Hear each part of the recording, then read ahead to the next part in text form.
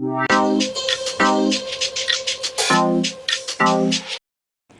Friends, स्वागत है आपका लर्न स्टेशन पर and thank you so much for joining me today. Friends, आज मैं आपके लिए बेसिक सीरीज़ लेकर आई हूँ, लेकिन उससे पहले मैं आपके साथ कुछ इम्पॉर्टेंट फैक्ट्स डिस्कस करना चाहती हूँ। फ्रेंड्स, अब तक की जर्नी में मैंने बहुत से ऐसे लोगों को फेस किया है जो अच्छे से इंग्लिश को समझ लेते हैं, अच्छे से इंग्लिश को लिख भी लेते हैं, लेकिन जहाँ बात आती है स्पीकिंग की, वहाँ उनका कॉन्फिडेंस डाउन हो जाता है। और ऐसा इसलिए होता है क्योंकि उनका बेसिक क्लियर नहीं है, और वो बेसिक सीखने के लिए हमें टेंसेस का आना बहुत ज़रूरी है। किसी ने सही कहा है, टेंसेस टेंशन से बना है, लेकिन ऐसा कुछ नहीं है। अगर आपने अच्छे से टेंसेस समझ लीजिए आपने आधी इंग्लिश सीख लिया। फ्रेंड्स, इंग्लिश में टेंसेस एक ऐसी चीज़ है जैसे जब हम घर से बाहर निकलते हैं और भगवान जी के आगे मत्था टेक के जाना होता है, उसी तरीके से इंग्लिश में टेंसेस बहुत ज़रूरी हैं। आज की इस वीडियो में टेंसेस के बारे में डिस्कस करेंगे, समझेंगे टेंसेस क्या है, टेंसेस कितने प्रकार के होते हैं, टेंसेस क्यों ज़रूरी है, क्या टेंसेस पढ़ने से इंग्लिश बोलनी आती है। इन सभी सवालों के जवाब आपको इस वीडियो में मिलेंगे। मेरे साथ इस वीडियो में एंड तक बने रहिए। Without further ado, let's get started. समझते हैं टेंसेस को। टेंसेस क्या है? जैसे कि आपको पता है कि टाइम हमें 3 बातों के बारे में बताता है। क्या बीत चुका है, क्या चल रहा है और क्या आने वाला है। उसी तरीके से टेंसेस में भी हमारे 3 पार्ट्स होते हैं, प्रेजेंट, पास्ट और फ्यूचर। प्रेजेंट का मतलब होता है क्या कंटिन्यू चल रहा है, जिसे वर्तमान काल कहते हैं। जैसे इस समय मैं आपको पढ़ा रही हूँ, तो मैं इस टाइम पढ़ा रही हूँ, इसका मतलब ये कॉन्टीन्यूअस प्रोसेस है। उसी तरीके से पास्ट जो बीत गया, यानी कि कोई काम जो आपने कल किया था उसे हम पास्ट कहते हैं, मतलब भूतकाल। उसी तरीके से फ्यूचर मतलब आने वाला कल, कोई काम जो आप कल करेंगे उसे कहते हैं फ्यूचर यानी भविष्यकाल। फ्रेंड्स, टेंस में 3 पार्ट होते हैं। उसी तरह 4 सब टाइटल्स होते हैं, जैसे सिंपल इंडेफिनिट, जिसको हम एफर्मेटिव भी कहते हैं, सेकंड है कॉन्टीन्यूअस, थर्ड है परफेक्ट और फोर्थ है हमारा परफेक्ट कॉन्टीन्यूअस। ये चारों सब टाइटल्स तीनों पार्ट्स में आते हैं। फ्रेंड्स, टेंसेस समझने से पहले आपको एक चीज़ अपने माइंड में क्लियर करना बहुत ज़रूरी है।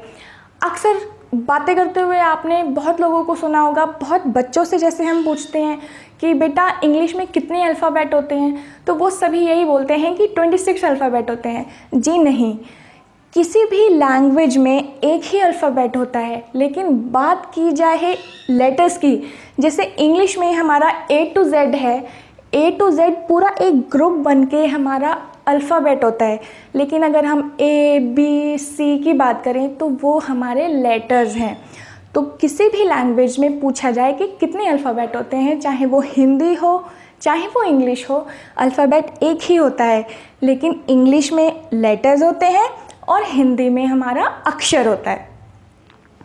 बात करते हैं वॉवल्स की। फ्रेंड्स, A to Z जितनी भी हमारे 26 लेटर्स हैं, इनके बीच में हमारे 5 वॉवल्स होते हैं, A, E, I, O, U। ये 5 जो वॉवल्स हैं, ये कहाँ कहाँ यूज़ होते हैं, इनका क्या यूज़ है, इन सब के बारे में मैं आपके लिए एक सेपरेट वीडियो कवर करूंगी। पर फिलहाल आप इस वीडियो में इतना समझिए कि लेटर्स में हमारे 5 वॉवल्स होते हैं। उसी तरह जितने कॉन्सोनेंट्स हैं, मतलब A, E, I, O, U, ये वॉवल्स को हटाने के बाद जितने लेटर्स हमारे बचते हैं, ये सारे हमारे कॉन्सोनेंट्स में कवर होते हैं। ठीक है। टेंसेस में 3 फैक्ट्स को समझना बहुत ज़रूरी है। क्या हमारा सब्जेक्ट है, हमारा ऑब्जेक्ट क्या है और हमारी वर्ब क्या है। जैसे सब्जेक्ट जो काम कर रहा है, मतलब जैसे अगर इस टाइम बात की जाए कि आप ये वीडियो देख रहे हैं, मतलब वीडियो कौन देख रहा है, आप देख रहे हैं, इसका मतलब आप एक सब्जेक्ट हुआ। वो स्कूल जा रहा है, वह स्कूल जा रहा है, तो कौन स्कूल जा रहा है, वह जा रहा है, इसका मतलब वह एक सब्जेक्ट हुआ। उसी तरीके से जो ये काम कर रहा है वहाँ हमारा सब्जेक्ट, वो हमारा सब्जेक्ट होता है। नेक्स्ट है ऑब्जेक्ट। एग्जाम्पल, वह खाना खा रहा है, तो क्या खा रहा है, खाना खा रहा है, तो खाना हमारा ऑब्जेक्ट। मेरे पास ये मार्कर है, तो क्या है? मार्कर। मार्कर ऑब्जेक्ट हुआ। उसी तरीके से वर्ब, जो काम हो रहा है जिसे हम क्रिया कहते हैं। जैसे जितने भी वर्ड्स होते हैं, खाना, पीना, सोना, रोना, ये सारे वर्ड्स, जिन वर्ड्स के एंड में ना की सेंस आती हो वो हमारे सभी वर्ड्स वर्ब कहलाते हैं। समझते हैं फॉर्म ऑफ वर्ब, जो हमारा सेकंड टॉपिक है। किसी भी वर्ब की 3 फॉर्म्स होती हैं, फर्स्ट फॉर्म, सेकंड फॉर्म और थर्ड फॉर्म। जैसे पहला ईट, ईट का मतलब होता है खाना, खाना खाना। सेकंड फॉर्म होती है इसकी एट, थर्ड फॉर्म होती है ईटन, यानी ईट, एट, ईटन। उसी तरीके से जाना, जाना का मतलब होता है गो, इसकी सेकंड फॉर्म होती है वेंट, गॉन। सेम एज कम, केम, कम। नेक्स्ट टॉपिक है हमारा ग्रामेटिकल पर्सन। फ्रेंड्स, इंग्लिश में ग्रामेटिकल पर्सन समझना बहुत इम्पॉर्टेंट है। जैसे first person, second person, third person. Friends, हमें कैसे पता लगेगा कि फर्स्ट पर्सन क्या है, सेकंड पर्सन क्या है और थर्ड पर्सन क्या है? देखिए, इस टाइम मैं आपको पढ़ा रही हूँ, मैं आपसे कन्वर्सेशन कर रही हूँ, इसका मतलब मैं फर्स्ट पर्सन। क्योंकि मैं आपसे बात कर रही हूँ तो वो सेकंड पर्सन। और अगर हम किसी तीसरे इंसान की बात करें, अपने अलावा अगर हम किसी और की बात करते हैं, तो वो हमारा थर्ड पर्सन। फर्स्ट पर्सन में आई, मी, वी, ये तीनों यूज़ होते हैं। सेकंड पर्सन में यू यूज़ होता है। थर्ड पर्सन में ही, शी, इट। और जिस तीसरे इंसान की हम बात करते हैं, कोई भी हो सकता है वो यूज़ होता है। मेल पर्सन की बात करते हैं तो हम वहाँ पर ही का यूज़ करते हैं। अगर हम किसी फीमेल पर्सन की बात करते हैं तो हम वहाँ पर शी का यूज़ करते हैं। और अगर हमें कहीं जानवर या फिर उसके अलावा कई सारी चीज़ें, पेड़ पौधे, इन सब के बारे में बात करनी होती है, वहाँ हम इट का यूज़ करते हैं। फ्रेंड, आज की इस वीडियो में मैं प्रेजेंट को लेकर चलूँगी। प्रेजेंट इंडेफिनिट क्या है, उसकी पहचान क्या है, उसका रूल क्या है, आज हम इसके बारे में पढ़ेंगे। फ्रेंड्स, आज हम बात करेंगे प्रेजेंट इंडेफिनिट टेंस के बारे में। जैसे मैंने आपको बताया था, प्रेजेंट में भी 4 सब टाइटल्स होते हैं, present indefinite, present continuous, present perfect और प्रेजेंट परफेक्ट कॉन्टिन्यूअस। फ्रेंड्स, आज हम बात करते हैं प्रेजेंट इंडेफिनिट टेंस के बारे में। इसकी पहचान क्या है, इसका स्ट्रक्चर क्या है, चलिए समझते हैं।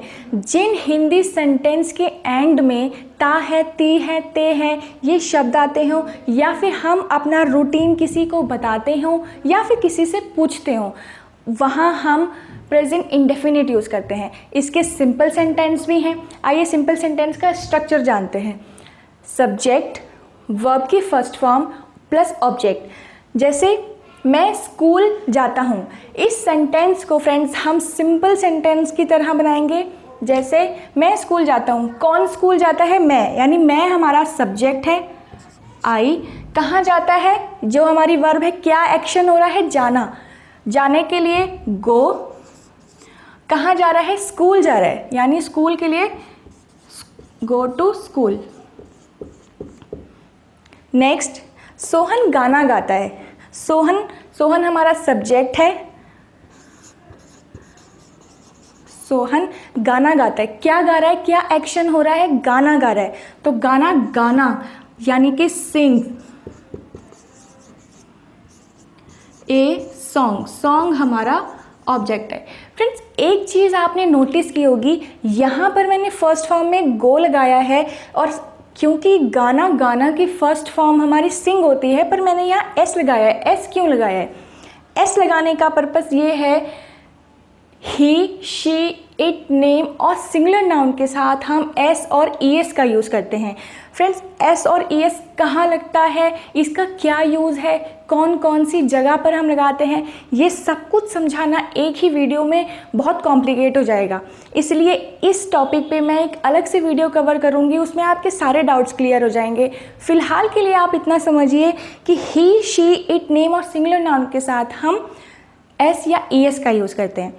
चलिए सिंपल सेंटेंस के 1-2 सेंटेंसेस और देखते हैं। जैसे मैं मार्केट जाता हूँ, आई गो टू मार्केट। वह रोज़ खाना बनाती है, शी कुक्स फूड डेली। मैं रोज़ मंदिर जाती हूँ, I go to temple daily. वह रोज़ पार्क जाता है, he goes to park daily. चलिए नेगेटिव सेंटेंसेस को समझते हैं। इसका स्ट्रक्चर है subject plus do does plus not plus verb की first form plus object. Friends, do और डज कहाँ पर यूज़ होता है? जब भी हम आई, वी, यू, दे और प्लूरल नाउन की बात करते हैं वहाँ पर हम डू का यूज़ करते हैं, और जहाँ ही, शी, इट, नेम और सिंगुलर की बात होती है वहाँ हम डज का यूज़ करते हैं। जैसा कि मैंने अभी आपको बताया, ही, शी, इट, नेम के साथ हम एस और ई एस लगाते हैं, उसी तरह डू के साथ हमने ई एस लगा रखा है जहाँ हम सिंगुलर नाउन यूज़ करते हैं।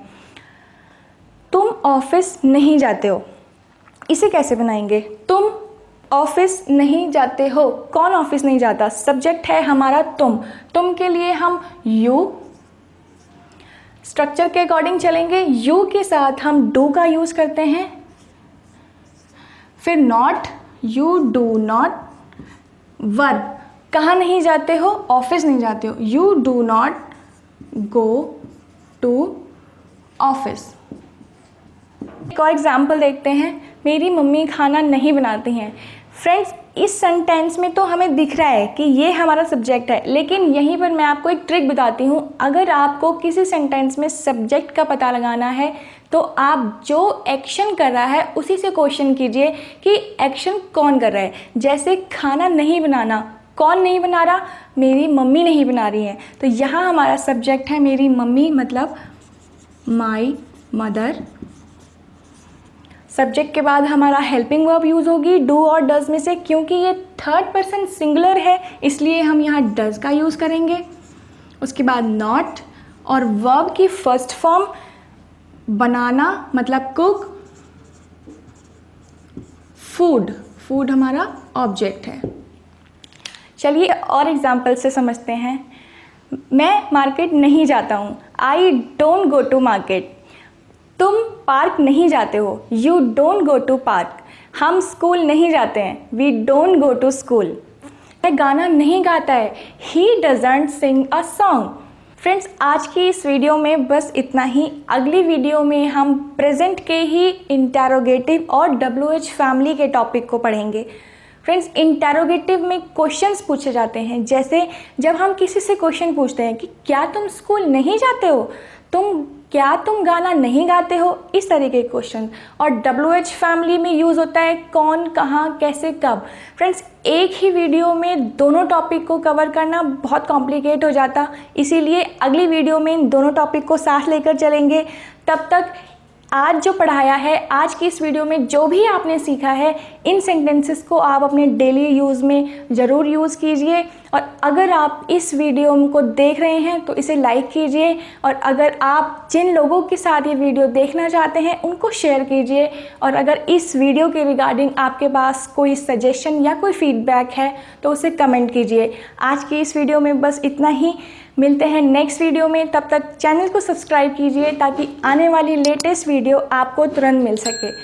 Till then, take care, stay safe and have fun.